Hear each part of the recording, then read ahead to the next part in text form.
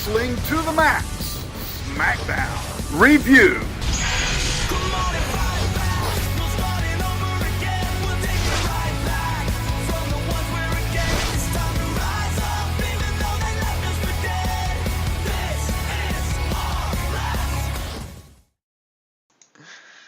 How about now? All right. We are here for the first ever W2M Wrestling to the Max Smackdown Live review. Of course, we are reviewing the July 26th first Smackdown Live of the new era. I am your host, Sean Garmer, and with me is the man himself. He holds it down for us over here on the W2M podcast, Mr. Paul Deezer. I don't know about holding it down, but I certainly do what I can. Hey, I mean, you know, when I need somebody to, do an extra really quick, you're there. So, A testament to me having no life. Thanks, buddy. Hey, you know what? This dude works hard. This dude works really hard and also, does this and does other things. So, he's selling himself short over here. But we also have a guest, as we said. This might be the show where we have a rotating third guest, and making his debut for anything W2M, last word on sports, wrestling writer, and football writer. You might have heard him on the football podcast, but here's Ryan Smith. Wow. Can't live up to his expectation. I feel honored to be on the same podcast as him right now. You really put him over there. Hey, that's what I do. Try to put everybody over. I'm the host, I'm not trying to be I'm not trying to put myself over. That's not how this goes. So, you're like the Chris Jericho of this podcast. Yeah.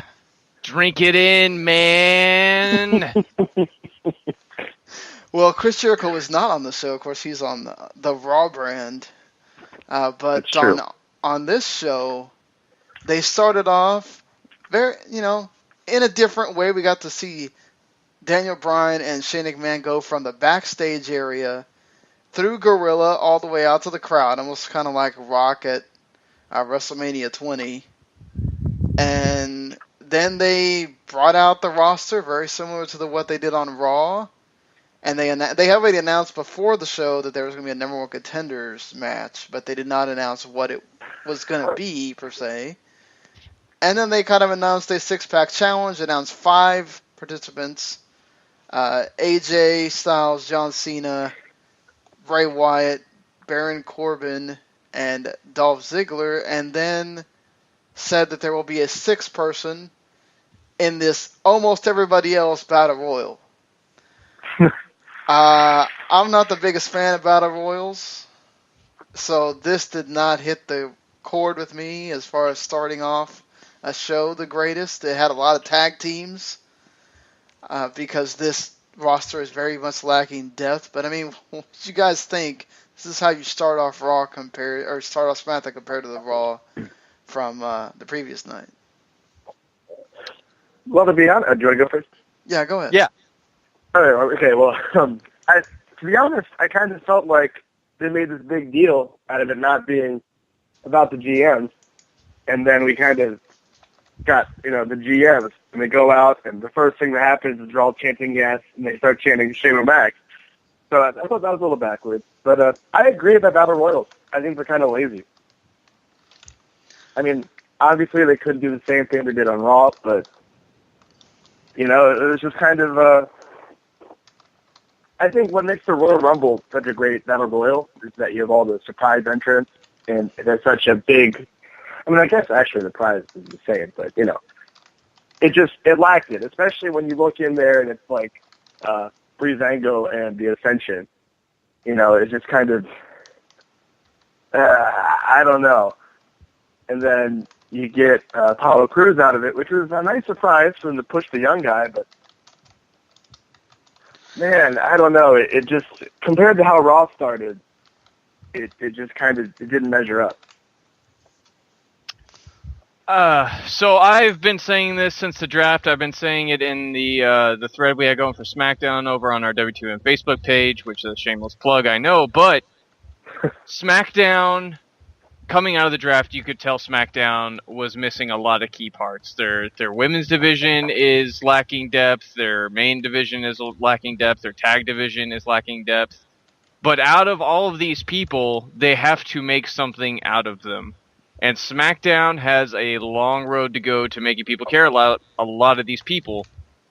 And at the same time saying that everybody has a shot and that there's no glass ceiling and it's going to be all about wrestling, I think they do a nice job of playing into that with the Battle Royal. Yeah, it might seem lazy, but it got everybody who's on that roster on the show.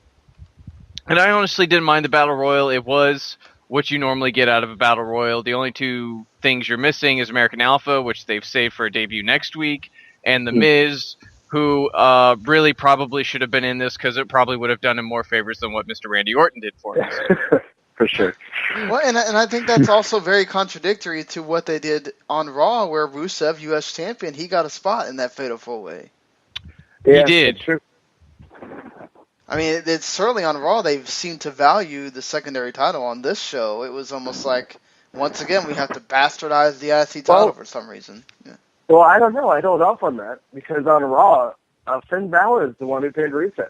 Exactly. And it's his first match on the main roster, and he just pinned who's supposedly the second best guy on your show. So I mean, I don't think neither of the minor champs got put over tonight.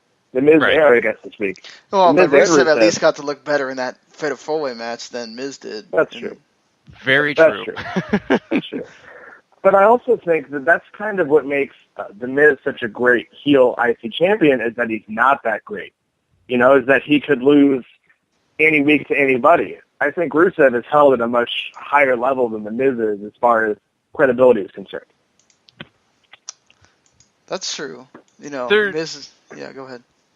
There's a point there, but when you look at what SmackDown's got going for it right now, which is not a lot out of your top 6 acts, and I would say Miz is definitely in that top 6, for sure. Having him dump something to Randy Orton, who is definitely in one of your top 6 acts, and needed no part of what he got tonight, it hurts SmackDown and The Miz a lot more than I think Rusev taking the fall to Finn. I guess you're right, especially now that Finn is potentially the first Universal Champion. Right. Oh, that's a headache to say out loud. Yeah, that is really weird to say out loud. Yeah, I love Finn Balor, but the Universal, that's a terrible, terrible name. I might be like one of the 5 people who's okay with the name. Like, it's a championship. It just, whatever. That's true. That's true. I'm sure it'll grow on us, too. But, man, I was just kind of like, we don't really like the WWE Universe tag anyway. So that's kind of, it's different. I guess, they didn't want to go back to the heavyweight, but it's something new. So there's always that. Yeah, certainly. It's weird, and, to Paul's point about, like, Miz is going to be one of these guys eventually that they're going to have to, unless they're going to just make everybody go forward around Miz, which is weird.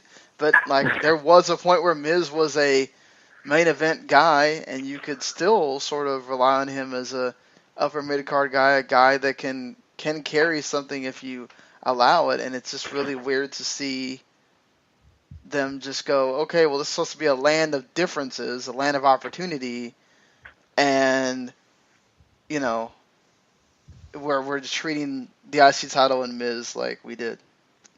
Mm-hmm. I mean, that's definitely true. So, to that point, the main event was the exact opposite. Because you do have... you have all the established guys. You've got your John Cena's, AJ Styles, even I'd say Bray Wyatt to a point. And then, the guy who ends up winning it, arguably the biggest underdog in the match. Go, John. Yeah, you had all the guys, you had the 6 guys in there. I really liked the fact that they had Apollo Crews win the Battle Royal because they had made him feel like such a nothing until then. And I like the fact he got the interview right after. He sort of... I'd like to see him move away from the smiley character, but, they'll get there in time, I think, with him. the good thing is he won, and he was in it, and so it makes him feel like one of the 6 guys. It's obviously very much like a tit for tat with what happened with Balor the previous night, but this is a guy you can certainly build around. And we've sung his praises on here, and kind of felt like he's not getting a great first impression as far as what they did with him.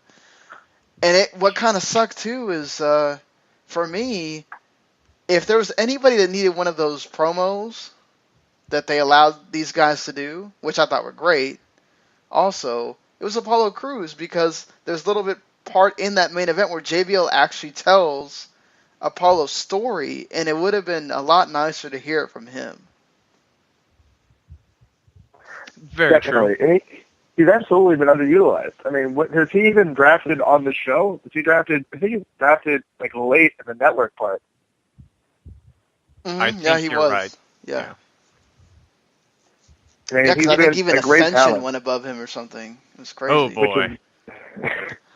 Yeah, when the reincarnation of the Road Warriors get taken before you, it's not a good time. Yeah, I mean, there were parts about this main event I liked. There's a lot of good spots in here, but it's sort of one. I think commercials totally killed this thing because they cut away at like the worst times.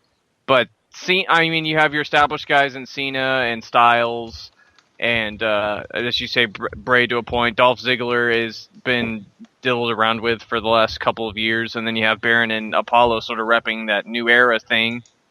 And I don't know how many of these guys came out of this looking great, because it just sort of all felt like you got big from everybody, but it didn't really feel like they were trying to get anybody over. It felt like there was more of a focus on just trying to move along, ultimately ending up with Dolph Ziggler, which I'm totally fine with, because he's somebody who has some steam behind him still from past stuff, and you can work around that to build him into something that SmackDown can use. But I feel like this match needed more direction than what it had. Well, I think a big problem was we all know Cena and Styles are going to face each other at SummerSlam for the rubber match. And those are the 2 biggest stars in that match. And when you can't take them as serious contenders, it takes the air out a little bit. There is that. I mean, you also have the promo stuff working from their past, saying that they're the only 2 guys you can really call the world champ when they don't have the championship. So there's something to be said there about them bringing some steam to SmackDown. But I think in a brand that really needs lots of stars and something to get behind very quickly, you're going to have to start building these guys quick and in a hurry. And something that's sort of not done so well in this episode, and something that was, I think, pointed out very correctly in our thread, was that a lot of these guys, it feels like you're being reintroduced to them. And some of them you don't really need reintroductions to. That was actually, I think, Ryan that said it. Oh, yeah. Nailed it. Well, I mean, no, it's a valid point. But, I think there's also growing pains, because it's not like Raw, where we're kind of picking up where we left off. This is a brand new show, basically. Mm-hmm. It's totally different. Last week, it was just a draft, and we're rebuilding a whole wrestling show. There's a bunch of people but the setting is different. So I think there's going to be some growing pains. The only thing I really hated was that the women's segment was terrible. Like, all right, Becky and Natalya was good. I mean, but it's kind of stale. Because, we just saw the pay-per-view 2 nights ago. And then immediately after, 4 other women come out. And that's the end of the segment. And then, you consider last night on Raw, we had this incredible women's championship match. And then you come over to this, and it's just kind of, that might be more Raw favoritism, but... I don't know if it's Raw favoritism, but it's certainly like comparing apples and oranges, in my opinion, because you have Charlotte and Sasha, something that has a lot of story behind it if you watch NXT, or even if you've been watching the main television program recently, they've had some build there. and there's so much history and all that stuff there, and they have the women's championship, and they have a lot of the people who WWE have put a lot of the emphasis on being a part of the women's wrestling revolution on Raw. And over here on SmackDown, you only have Natty and Becky Lynch's feud really working for you towards that, and a bunch of either very green people in Alexa Bliss and Carmella, and people who have some damage done to them, like a lot of this roster does, like Naomi, who hasn't been seen on television in a while, or Eva Marie, who no explanation needed there, but no, certainly not. You have a whole lot of different factors swirling around SmackDown you do on Raw, and obviously they could have tried to top Raw, but I think what the direction they ultimately chose, even though there's a lot of stumbles booking-wise, I think was the right one. Yeah, I mean, they took what they had to. I mean, that's kind of, I mean, that's almost, I mean, it kind of goes back to the growing pains thing, where, I mean, really just kind of trying to make heads or tails of what they've got. Yeah, it would have been a lot easier if one of the rosters had gotten the women and then one had gotten tag teams. So we could have just had a clean split. I mean, we still don't know what they're going to do with that. I mean, I think we're eventually going to... I have a feeling they held off on American Alpha because perhaps next week is going to be tag team title week. Mm-hmm. Yeah. That would be the only reason that you don't have... Which was, I thought, if that's the only reason you're not doing it, then okay. But I still think you did a really big error.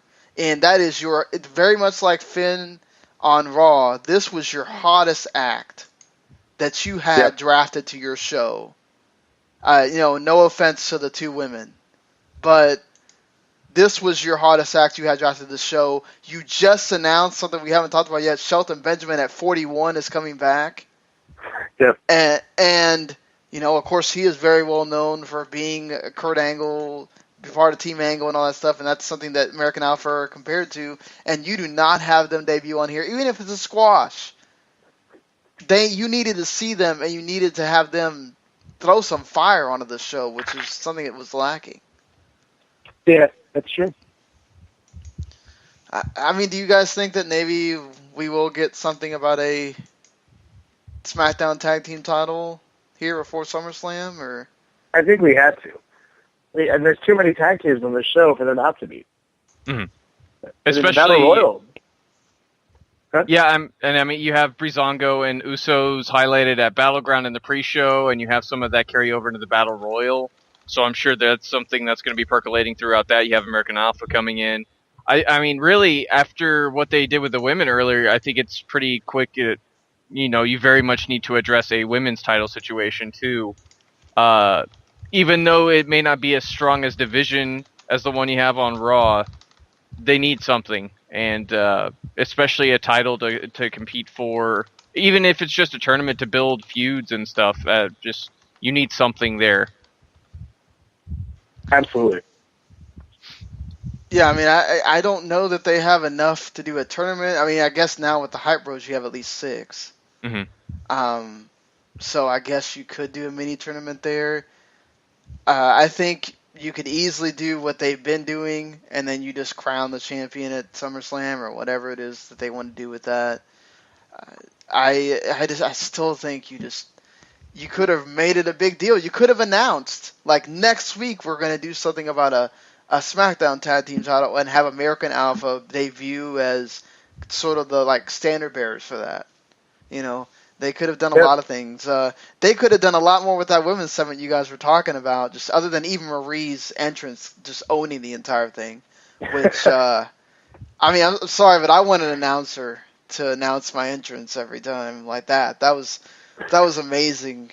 I've got to say, I'm obviously not a huge fan of Eva Marie, but I think they booked that well.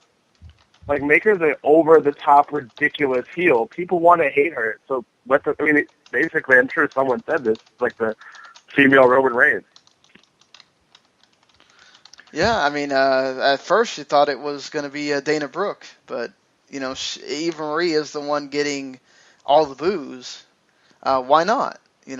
I think this is a really interesting way to do Eva. I think the problem with it is, like you guys were talking about, nobody really got anything out of doing that for what the 5 minutes. I thought, okay, we're gonna get Alexa coming out here, cutting a little promo and establishing herself, and maybe you can have the other divas the women's wrestlers in the back.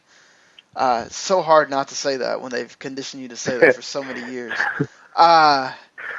They had them in the back cut some promos or get upset at or that the GMs to say they want something done about it or whatever. Just, I get it, introduction, fine, but just some of the, I mean, like Carmella got nothing, and Alexa got a little bit, and Naomi's been gone so long, I don't think people care that much, and it's gonna be a long road to hoe pretty much for a lot of people on the show. Has been the theme for this thing.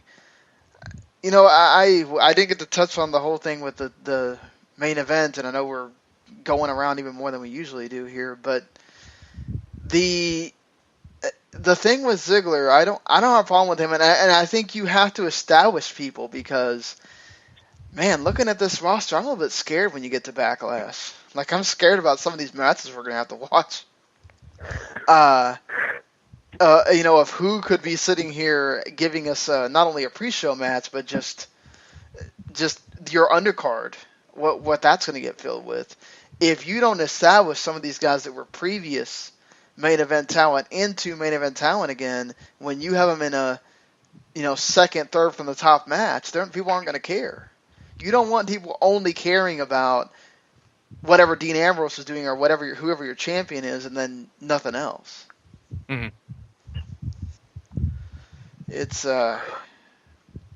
It's just, man, that's the one thing this show, I thought that's what happened with the Battle Royal was bad, because it really showed their lack of depth. That's the one reason I didn't really care too much for it, more than just because it was Battle Royal, was that I think everybody can tell if you're seeing a bunch of tag teams in a Battle Royal that's supposed to be for the championship or a number one contender spot, it gives you a bad sign. Yeah, absolutely. Unless there's a breakout tag team partner like a Jeff Hardy or Roman Reigns in there that's supposed to get a push eventually. And especially when, the monster in the Royal Rumble is Kane in 2016. It's not as believable. It almost would have been better if you would put, Cruz just in from the beginning, and then had someone like Baron Corbin who needs that monster image to go in and just clean house like he did at WrestleMania. Yeah, I mean, I still don't have a large problem with it, but it does show off their lack of depth, which maybe kind of sucks, but ultimately, I mean, it's a way to get all these people on screen, at least for a little bit. You have everybody out there. I don't know. I think maybe you don't book six people in that in the main event. Maybe you only do a fatal 4-way. I don't know, but or you could have done a 4-way elimination, so it's not the same thing as Raw.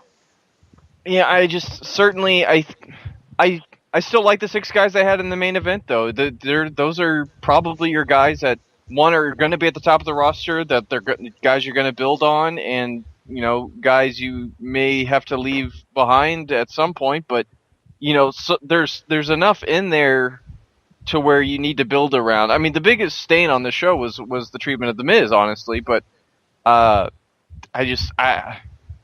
think they did okay with the main event story. Yeah, I thought they did too, just from, again, I know a lot of people are just in this feeling of, there's no way you're going to make me care about Dolph Ziggler in 2016, and that's, shutting your eyes before something happens right in front of your face. You've got to let this thing breathe a little bit before you just go, oh, this sucks. And, it's kind of, our pal Larry Zonka 411 just blasted the show really bad. He gave it a 3.5, and I can kind of understand in a way why he did that, because a lot of this show did kind of sort of just feel like things were happening, but you didn't get a lot of big things happening like you did with Raw. They established so many things on that show, whereas here it's like it does almost feel like you had a different feel on Raw, and then you had Vince doing SmackDown with what we always get on Raw. You know, the announce tables were not moved; they were in the same spot as always. JBL was the same stupid JBL.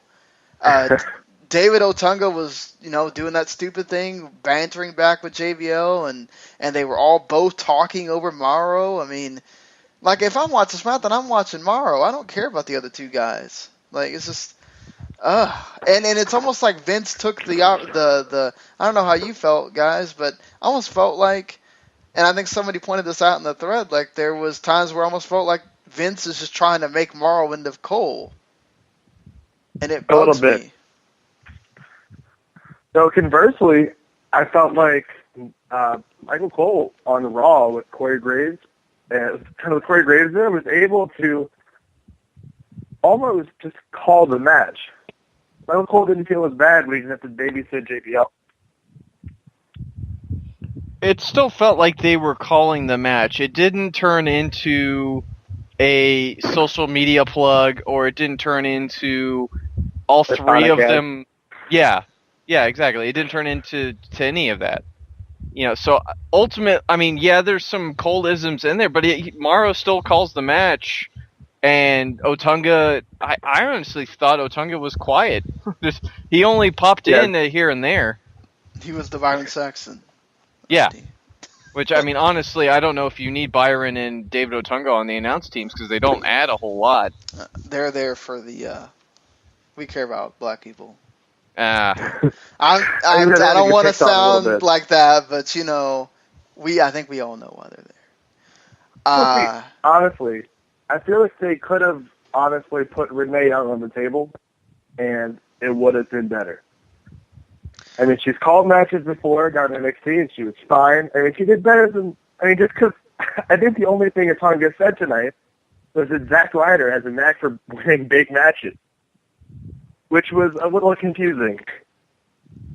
I feel like they were just feeling that need to make it seem like they're giving Otunga something to do. And honestly, like, I agree with you, Ryan. I mean, they tried it on NXT, and I think with NXT, they tried too much to make Renee you're the NXT women's reporter, like, what's going on in the locker room and all this stuff. Like, no, just let her be one of the guys and call the match, And yeah, she's a legitimate WWE fan. Right. They could have done that with her, have her, JBL, and Morrow, and you still have Byron on Raw. And I always thought Otunga was really good in the pre-show role. I did too. Yeah. Absolutely. But, I mean, did you guys, like, I thought it just really kind of hurt that SmackDown just, other than the NFL panning cam or whatever it was that they used during the Battle Royal, I felt like we didn't get anything new really presentation-wise from SmackDown other than, the arbitrary intro and all that stuff. And even the song, Raw gets a licensed song, they get a CFO Money song. I mean... Yeah. No, they get Shinedown, and they get CFOS. Well, that's like one of the few artists that like Kevin Dunn actually knows. So, I mean, they were the... It's weird. I think main event when it first debuted, Shinedown was the theme song. It's weird to hear about Kevin Dunn putting music in instead of muting something.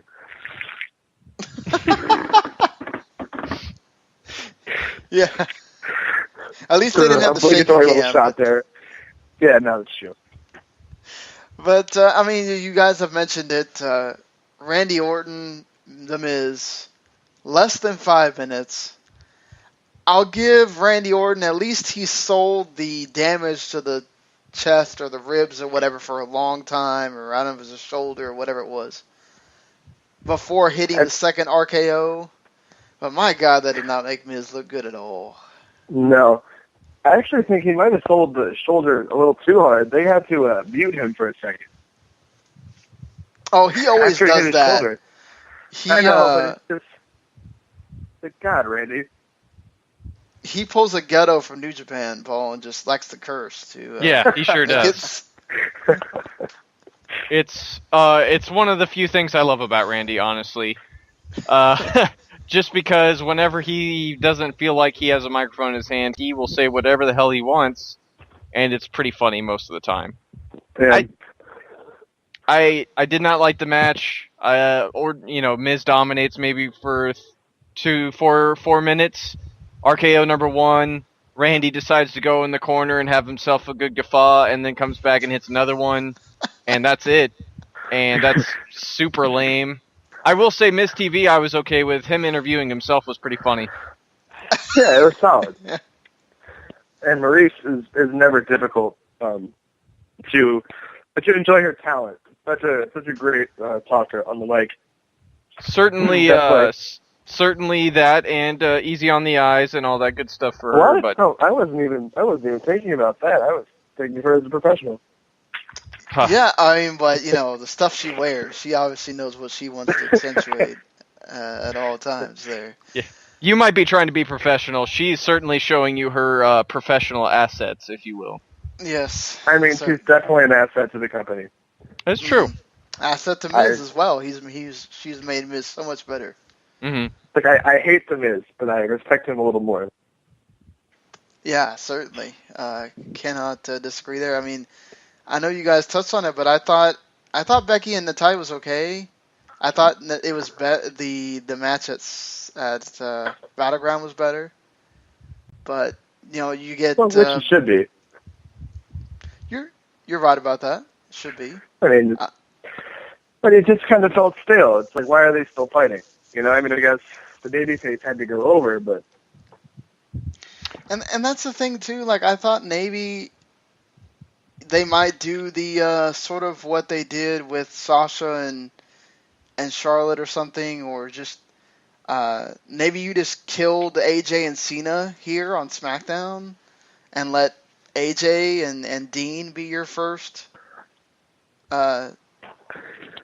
title match for the new era. Like, I thought that would have been a really good way to not only put over AJ, but to make it a big match we haven't seen yet, because we have seen Dolph and Dean quite a few times. Yeah, for sure. That is very you gotta true. get the rubber band match. Yeah, I mean, I think they're counting on Cena and AJ to help sell that pay-per-view some. So they're going to let Dean sort of, I'm not going to say take a 1A, but certainly a backseat spot here and work with Dolph some, which I think they're playing a safe bet there, but that's fine.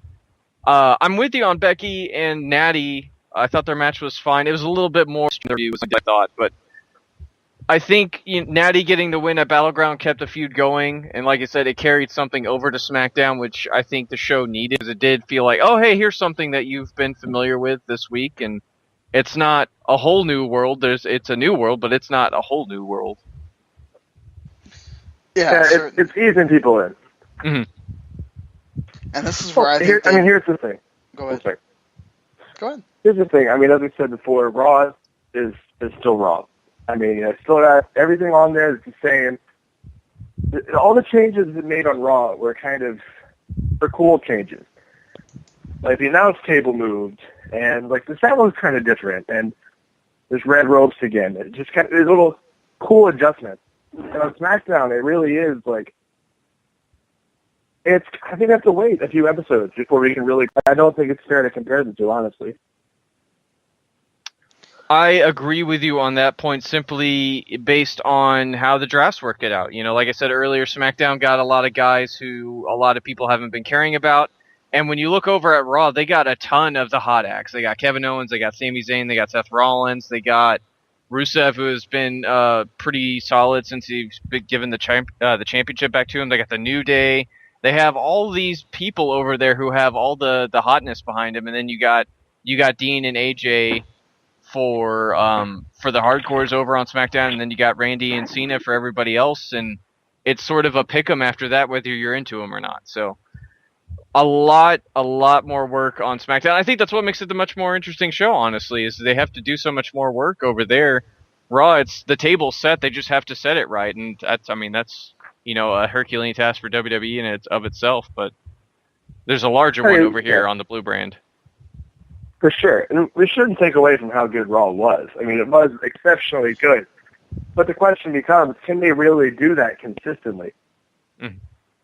It's almost like a throwback to the Monday Night War where, WCW came up with a lot of really cool, fresh stuff, and then they kind of burned out while WWE kind of built up new products. With SmackDown, they can do anything because, it's been seen before, but it hasn't been seen on SmackDown before. On Raw, what happens after SummerSlam? Or do we get Balor Rollins again? Do we get Reigns Rollins or Reigns Balor again? Like, all it's really is there's fewer options. Mm-hmm. I don't know if they're so quick to throw Reigns back into the main event scene. Speaking for what Raw does still have a lot of hot stuff ahead of it. They have the introduction of the cruiserweight still whenever the classic's done. Oh, I forgot about that.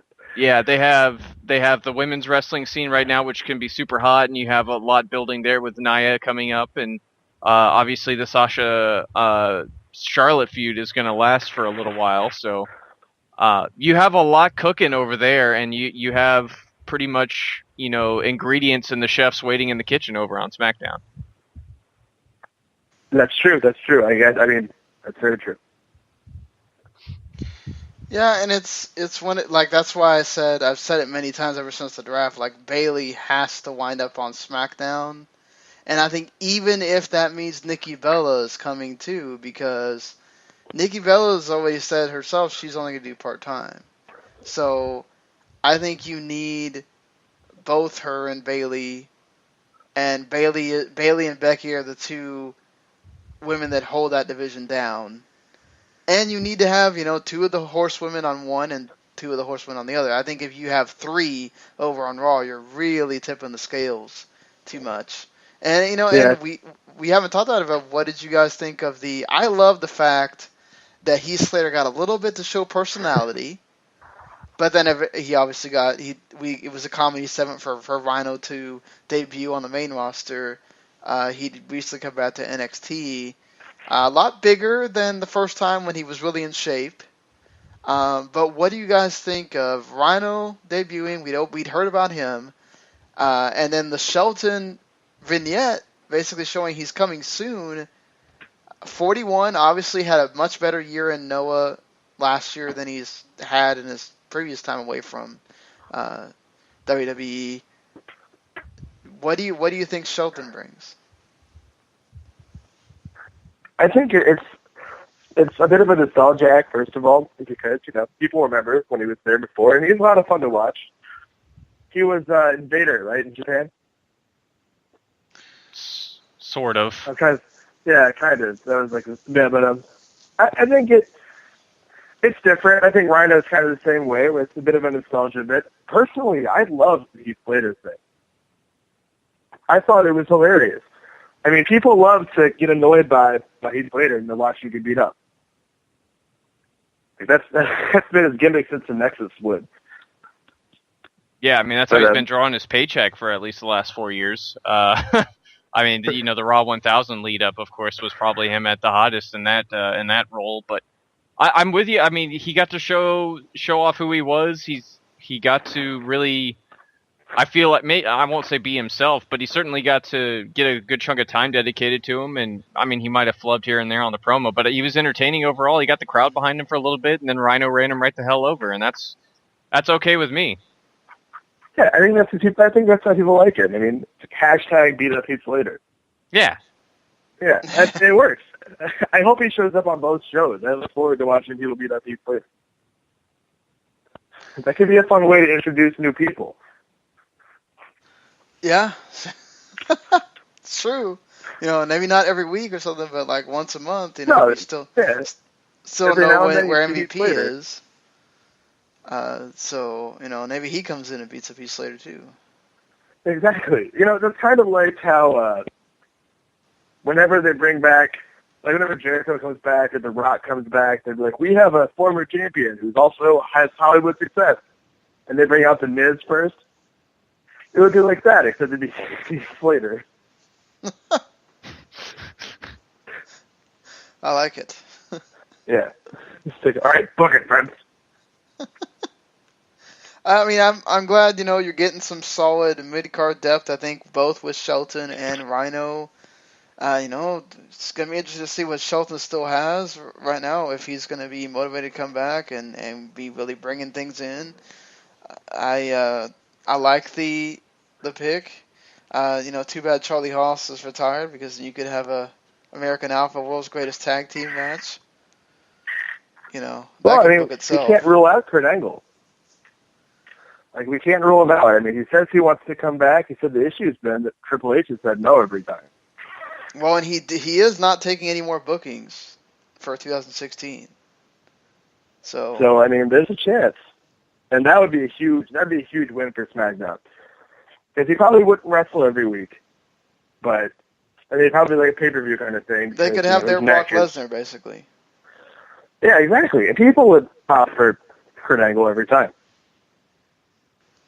Yeah, I mean, I don't have a problem with that. I think, especially if you want to pair him up with American Alpha, or you have him rebuild a Team Angle thing around Shelton and them, and you let them sort of, I wouldn't say rule the roost, but, maybe you do.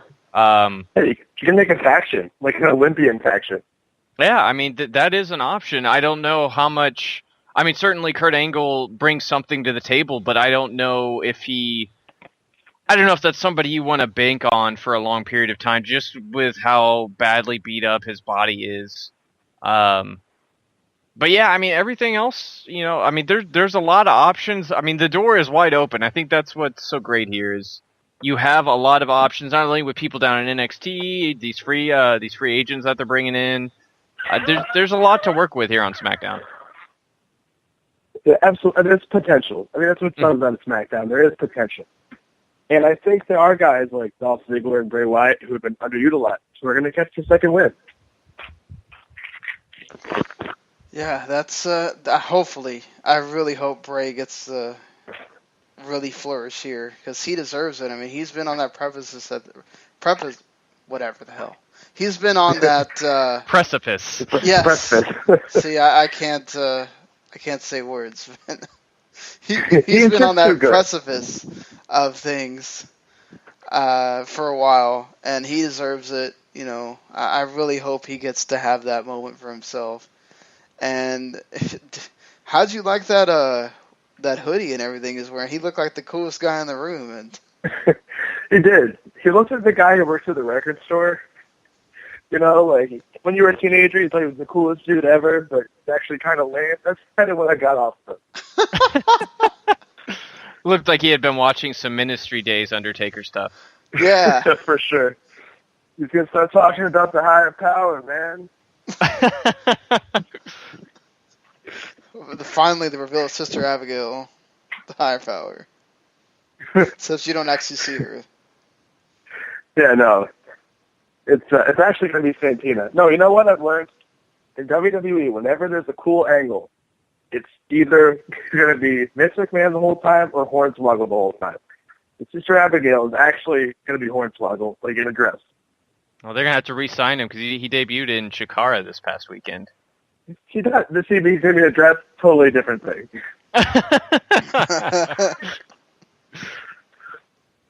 Well, guys, I think we have to do one more thing here and do this rating for SmackDown. Out of 10. I'd give it a 6.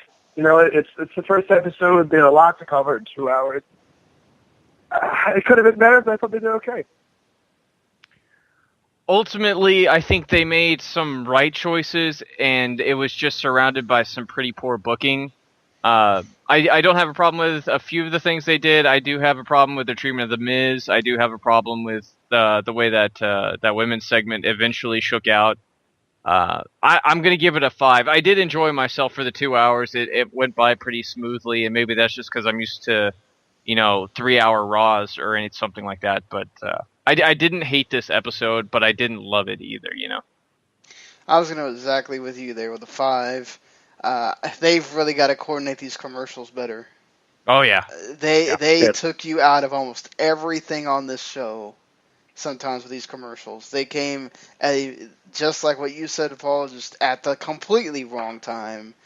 and too many commercials during the main event. They should have figured out some way with the commercials where there's only one there. That's a big main event. You need to make sure that you're getting to see a lot of it. I understood like with Raw with the Fatal 4-Way, they kind of had that go like 2 segments or whatever, at least the first one, and that's fine. But you really needed to make sure that that's your main event. You mess with the commercials so that you get to see most of that match, if not all of it, and just some of the other. Like I think Becky and Natalya, that thing got hurt by that too. So they've got things on the production end to figure out. They've got things on booking end, obviously, to figure out. You cannot continue to make your IC champion look like crap.